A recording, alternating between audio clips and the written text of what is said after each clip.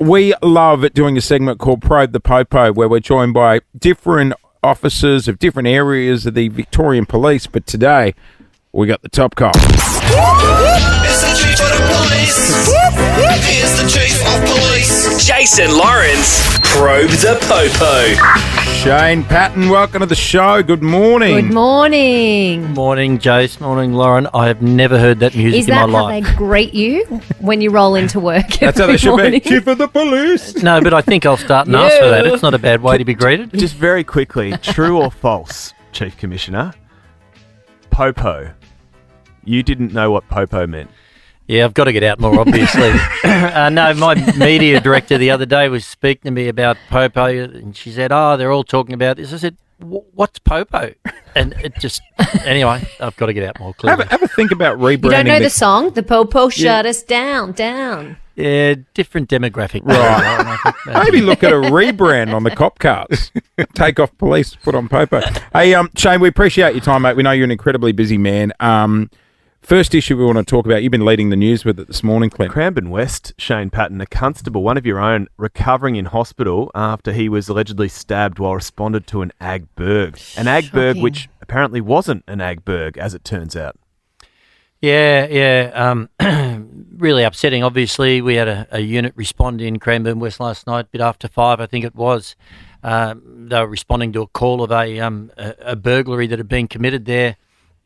We'll be alleging the person who actually reported the burglary then committed an attack on one of our officers and stabbed him in the thigh. And how old was this bloke? The alleged offender's around 18, I think. Jeez. And the constable involved, fortunately, they drew their firearms, called on him to drop the knife, and he did. And then, obviously, the rest of the troops turned up, and we took him. Our member went to hospital, still in hospital with an injury to the thigh. He's in a stable condition, but it just goes to show there is no such thing as a routine response in policing.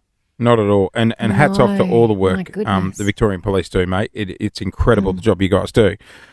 Unfortunately, this just seems to be a story we're hearing quite often. Youth crime in Melbourne.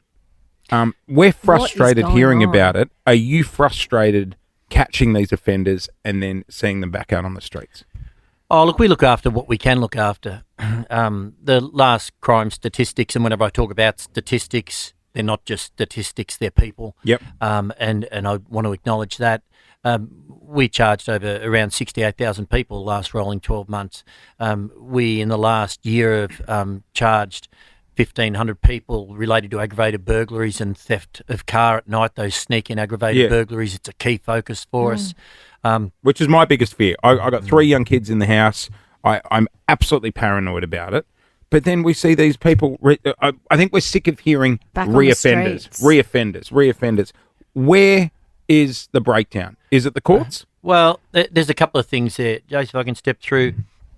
We had a recent change and amendment in the legislation so that aggravated burglary, if you get done for that, or that high-end offending now, I think it's going to come in the next week or two or whatever, it'll be come into royal assent, and whereby we'll be able to take a much more forward-leaning approach to remanding people who need to be remanded, who are at risk of committing these things. Mate, someone breaking into my house when I got 3 young kids there needs to be locked up, full stop. Yeah, and I would agree with you. And so that's the approach we'll be taking. We'll be making sure that we remand as many people who are committing these high-end offences as can be. So that's a good thing that will be occurring. We think that'll make a real difference in what's been going on in terms of that aggravated burglary.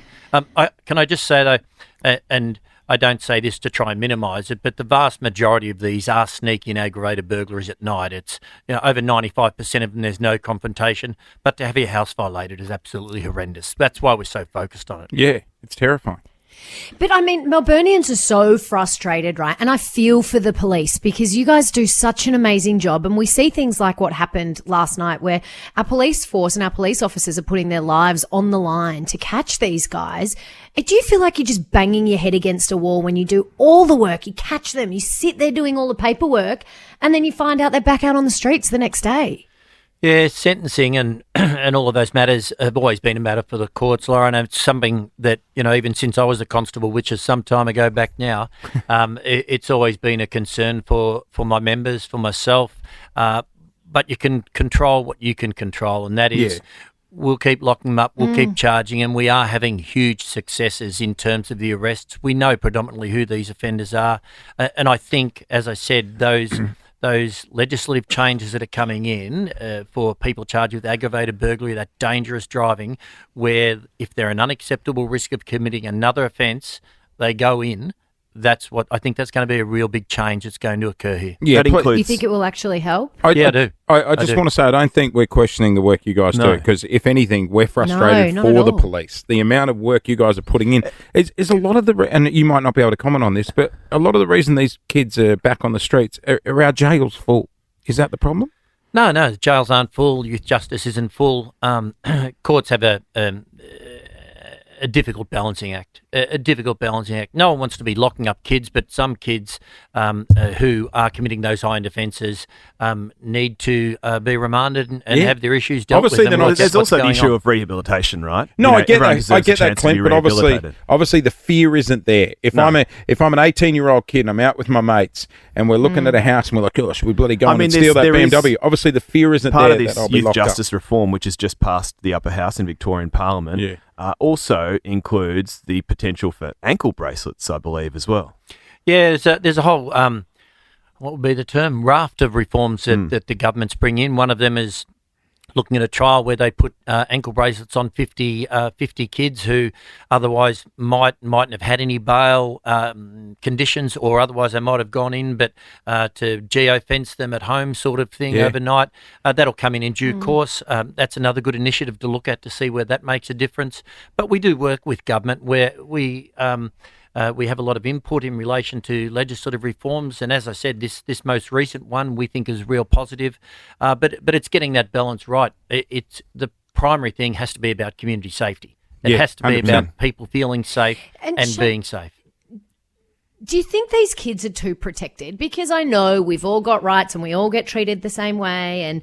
But if you offend time and time and time again, surely you lose some of those same rights that law-abiding citizens have.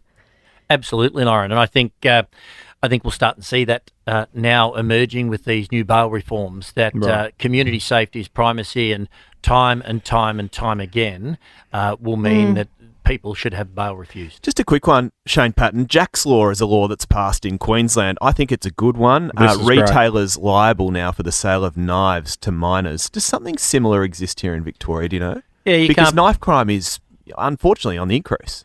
It may feel that way. It's actually not. Right.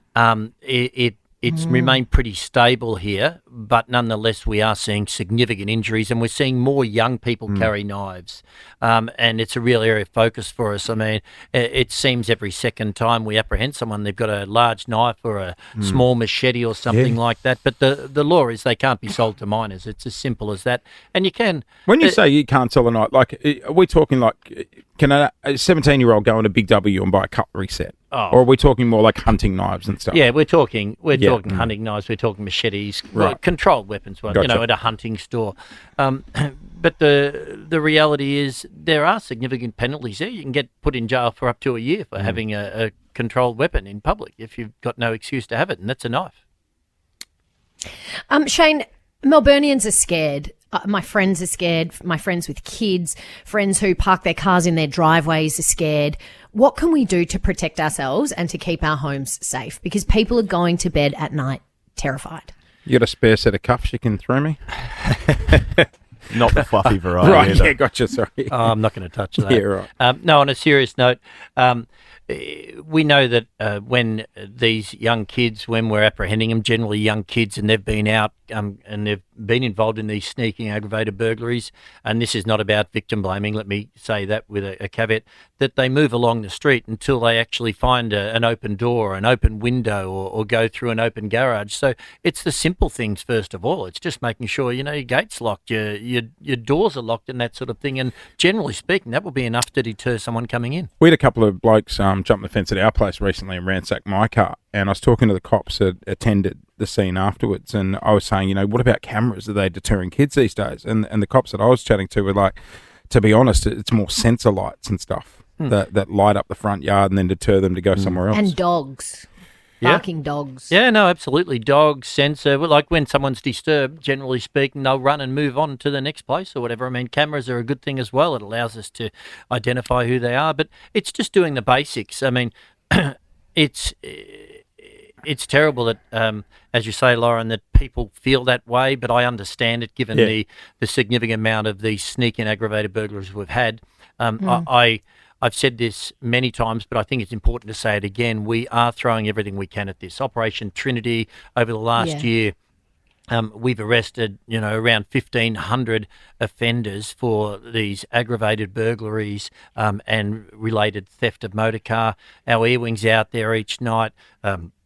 Dog squad, public order response team, detectives, uniform members, and generally we'll have the air wing up, and we will apprehend these offenders generally most of the time. Mate, I've got no doubt. There's in no the doubt work you guys are doing an unbelievable job. Exactly. Yeah, and I think that's obviously the big issue is the court system. But if you think that these changes are going to help, then hopefully that helps us all rest a little easier. We're on the air with Police Commissioner Shane Patton this morning. Shane, if you can hang around, we've got to take a quick break, but we've got a few more things for you. We are probing the Popo this morning. That's police, Shane, here on Nova.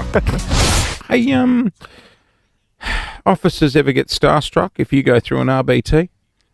The window goes down, they're like, oh, geez, g'day, boss.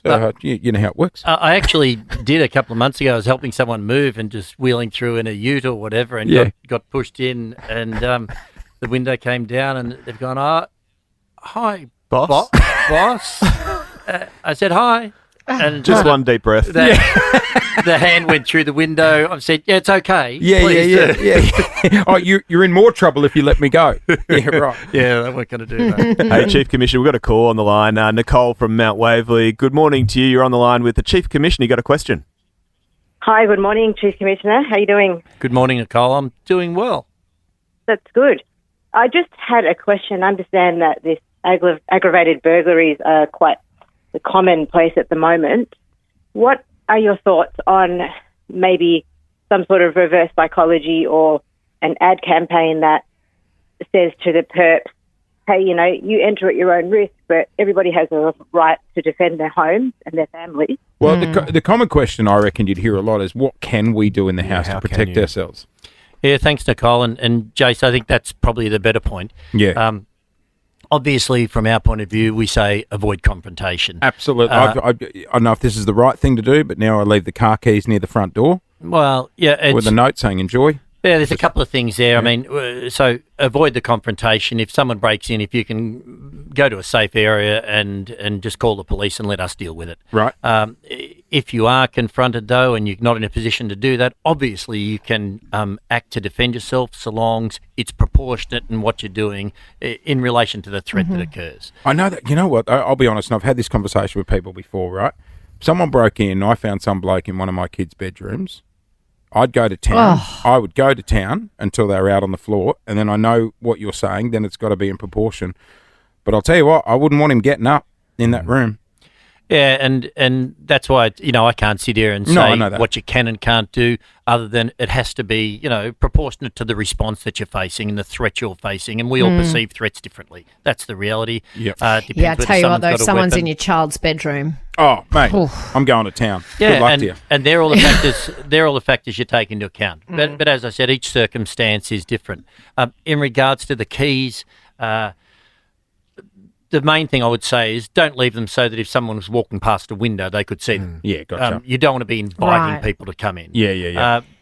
Yeah, but I've got friends who are leaving their keys in their car. If they've got a car in a driveway that you can see, so it's a luxury car, it's in the driveway. Not every house has huge gates or an undercover garage, and they leave their keys in the car because they would rather these people drive away in their car than break into their house to get the keys. To me, that would encourage them, wouldn't it? Of their family getting hurt. Yeah, I'm not an advocate of that one, Lauren. I understand to a degree why they would do that, but you should be locking your car. If you lock your doors, you lock your windows, and just take the normal steps that people would take, most of the time they're going to move on and go to a different house. Are you shocked by the amount of home invasions that occur on homes that weren't actually locked in the first place? I was. Yeah. I'm not anymore. Right. Because we keep banging on about it, and it's not to blame people for doing it. It's No, just no, to but it's say- surprising how many people don't Yeah, actually yeah, lock their door. it- I'm always my Geez, wife that's and sobering, I isn't it? are always at each other about it. I'm like, I don't care if it's 2:00 in the afternoon. Lock the bloody door. It blows my mind. I don't know how you could feel safe going to Yeah. bed knowing that someone could walk along the street and come in and, what do you I'm do? the same. Yeah, it blows my mind. Hey, Shane Patton's on the air with us this Shane- morning. Sorry, Loz, go. Just quickly, is Melbourne a safe place to live? Yeah, it Right now? is. It is really an amazingly safe place to live, and which may seem sort of strange when we're having this discussion about aggravated burglaries and people sneaking in at night. But when you compare it to other jurisdictions around the world, you compare it to other jurisdictions in Australia, we are really well placed. By and large, it is a very, very safe place to live and work, and it's. I think that's all I can say to you. By and large, that is the case. Have we got issues? Absolutely. I'm not in denial about I that. was about to say there's a caller sitting on hold at the moment who would probably disagree with you. We're on the air with Shane Patton, Police Commissioner this morning. We're going to go to Imagine Dragons and come back with one last chat next. It's the chief of the police. Here's the chief of police. Jason Lawrence, Probe the Popo. Very special morning. We don't normally spend this long, but we've got the top cop in here this morning, Commissioner Shane Patton. Thanks so much for hanging out with us this morning. We'll let you go because we know you're a extremely busy man. Do you still cruise around Mark Cop car? Have you got little flags on the front being the top cop or anything? No, there's no presidential type thing happening Yeah, there. right, okay, I get out and about though each now and then, like each 3 or 4 months when I can. I get out and do a patrol with someone. I was out at Dandenong the other week just to keep in touch with reality as well and That's see great. what the members are feeling and experiencing. Realises how much pressure they're under. Yeah. That's good. I like that. Yeah, but are you in a normal police car? Like when you drove into Nova this morning, if you saw someone pick up their mobile phone, for instance, are you like, whoop, sirens on, pull them over? His is gold. I saw it parked out the front. It's an unmarked car, but it has sirens and all the things you'd be able to use, all the bells and whistles. Yeah. There you go. All the buttons. That's all we wanted to know. Do you get the sirens and the buttons? Yeah. 13 24 10 is our number to join us on the air. We've had a lot of calls from people who are unfortunately... A lot of harrowing calls, Yeah, Jace. have been victims of youth crime here in Melbourne. Tash, good morning. Morning. What was your situation? So last year, it was around Good Friday, Easter holidays. My partner and our friends, we went to the Pancake Parlour. Yep. And we were walking back to the car. And up ahead, we see a young guy with a machete. And he was aiming towards us and chasing after us in our direction. And what time of day? This is during the day? This was around 8:30, 9 o'clock at night. Yeah, right. We were running back inside. I quickly saw the security guard and told him to quickly ring the police. And obviously with the shopping centre at night, a lot of places were closed. Yeah, right. So we didn't know where to go. And the young guy managed to run towards us. But he was exhausted in the end because we realised he was being chased by like a drug dealer or some shady guy. Oh. This stuff doesn't surprise you, though, that it's happening on the streets like at 8:30 at night, just in the burbs? No, it doesn't surprise me. But I think importantly, and thanks for sharing that, Tash. I mean, obviously, very upsetting experience for yourself. But often we see that these parties are known to each other, and as Tash alluded to there's a drug dealer involved with someone else. We do have random attacks, so Yep. I won't hide that. But often parties are known to each other when they're engaging in, warring groups and things like that. But any incident is obviously not an acceptable No, scenario. not at all. That's And- the most frightening, though. When I hear it's a random attack, that scares Yeah, absolute but- crap out of me. Which is why we focus in the city and have extra numbers there and out and patrol and visible. We'll keep doing what we can. It's a real focus for us to visibility. Shane, have we got enough in the police force? I know we had some recruits in the other day who said they've recently joined the police force and they love it. How are numbers going in the police force? Because it seems like quite a scary job. It's a great job. It can have its moments, though, like anything. We are still recruiting heavily, so this is a fantastic segue. Thank you, Lauren. We are wanting people to apply and join right now. We're around, 600 or 700 below what we should be because post-COVID, no one could go on holidays or anything. So we had, all this mass retirement because people have their superannuation. They wanted to go travelling, couldn't go anywhere. So we are trying to recruit heavily at the moment. We had, dare I It does call seem them, like an amazing job. though. mature age we did. recruits in a couple of weeks ago. The only thing, this is a suggestion. You guys are running it pretty well there, but just a suggestion, Shane, because I know you finish the academy, you normally get posted sometimes in a regional station. I've actually got a couple of mates who would be in their 30s who would be open to looking at the police force, but they sit there and go, I've already got 2 kids. I can't relocate my family for 2 years to a regional town. Can't up and move. No, exactly. That's moving kids' schools and stuff like that. Is there any way you could look at, for mature age officers that want to get into it, not relocating families regionally? Yeah, it's a good point. You know what I mean? Yeah, we call it the ballot or whatever, where you might get posted somewhere up the country where you didn't want to get to. But that's the reason that's holding them back from putting their hand up. I'd never. So I've taken something out of coming here this morning. Not that I haven't before this, but in terms of whether we actually segment like a mature age recruit and say, well, we will make an exception for you because your circumstances are different. I've literally got 2 mates that are dead set keen on the police force. But that is the one thing that's holding them back. Their partners are like, babe, we can't pull the kids out of school and move to Shepparton. Already it's an area we're constantly looking at, and we have a range of exemptions that can apply and all of those things. But certainly for mature age, that's something that I hadn't thought through. So, yeah. Can I ask about one very small issue, and that is scooters in the city? Where do you sit on scooters? Because I know the Lord Mayor has, in fact, decided to outlaw them. Well, I don't sit on scoot. No, sorry, I'm just being fun. We've seen a lot of injuries from them. We have. A real lot of injuries from them, a lot of non-compliance and everything like that. So they're matters for government and the Lord Mayor, but I'm not worried about the fact that he's banning them. Okay. Right, okay. Well, in your mind, it's going to make things a bit easier for you. Oh, well, we've seen, I think, we've had a lot of the major hospitals saying they're seeing a lot of injuries arise from accidents. A final question. Do you sit down on the couch and watch RBT? Do you like watching that? Over. Man. Under. No, he's under. Nah, man, I haven't had anything tonight. No, I watch garbage Irish and English cop shows or Oh, whatever. right, I'm doing okay. that, but You know what? Let's sit down with Shane one night. You're right, Clint, and watch RBT and see if Shane can pick it he'd over pick or it. under. See if we can pick it. Yeah. just He's positive. thanks for having me. Really appreciate it. It was good fun. But just before I head off, I think congratulations are in order, aren't they? You're the number 1 ranking breakfast show on FM, isn't it? And, Thank you, Shane. We're as shocked as you are. What is it? Seems the product was better. Thank you, mate. Oh, thank you, mate. He's good. He got the dig in at the end. Thanks, Shane. And his arms, so Yeah, the old we mob very can't much come after us. appreciate that. Hey, Thanks, mate, Shane. honestly, we really mean it. We love doing Probe the Popo. The Victorian Police do an outstanding job, and we met some great members of the force. Yes. So thanks for the work you guys do, Yeah. mate. No, thanks Thank very you much. for everything you do. It's keeping us Popo safe. Police. Yeah, Popo. Yeah, I've got the music too. Thanks. Yeah, very much. No. Shane Patton, Chief Popo Officer in Victoria. Join us on the air here at Nova. Gonna be a good day. Jason Lauren. Wake up feeling good. On Nova 100. Jason Lauren. Follow them on socials.